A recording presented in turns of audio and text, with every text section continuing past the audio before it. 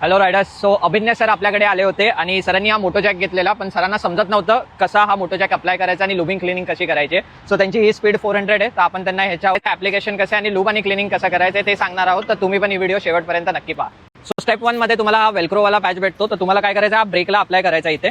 So basically फक्त याला इथून टर्न करून तुम्ही ब्रेकला एंगेज करून ठेवायचं आहे. अशा प्रकारे तुमचा फ्रंट टायर जो असणार तो मूव्ह नाही होणार. फ्रंट ब्रेकला आपण एंगेज करून ठेवलाय. नेक्स्ट स्टेप मध्ये तुम्हाला काय करायचं, मोटो जॅकला इथे ठेवायचं आहे. हा जो रबरवाला पार्ट आहे त्याला आपण इथे ठेवणार आहोत असं, आणि गाडीला फक्त वरती लिफ्ट करून या मोटो जॅकला इथे अप्लाय करून घ्यायचे. अप्लाय केल्यानंतर तुम्ही बघू शकता इझिली टायर आपण फिरवू शकतो. कारण हा टेक्साचा कॉम्बो घेतलाय लूब आणि क्लीनरचा. तर सगळ्यात आधी आपण क्लीनर अप्लाय करणार आहोत.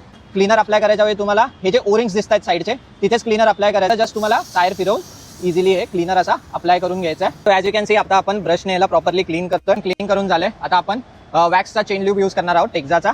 सो आता तुम्ही टायर बघू शकता स्मूथली फिरतोय. आपण मोटो जॅक लावलाय त्यामुळे आता आपण इथून ओरिंगवर फक्त तुम्हाला हे अप्लाय करायचं आहे. सो आपण ओरिंगवर ह्याला अप्लाय करू. सो गाईज पूर्ण प्रोसेस झालेली आहे. तुम्ही बघू शकता मोटो जॅक ग्रँड पिट शॉपचा खूपच सही आहे प्रोडक्ट. हे पण बघू शकता, मी तुम्हाला आता सगळं दाखवलं. सो सरांना आपण लूप क्लिनिंग कसं करायचं ते पण दाखवलं, त्यांना त्याचं ऍप्लिकेशन पण दाखवलं ना. सगळ्यात आधी थँक्यू सो मच सर, तुम्ही आम्हाला परमिशन दिली व्हिडिओ काढायची. आणि जर तुम्हाला हा प्रोडक्ट परचेस करायचा असेल तर तुम्ही आमच्या स्टोरला पण व्हिजिट करू शकता. ऑनलाईन डिलिव्हरी पण अवेलेबल आहे. थँक्यू.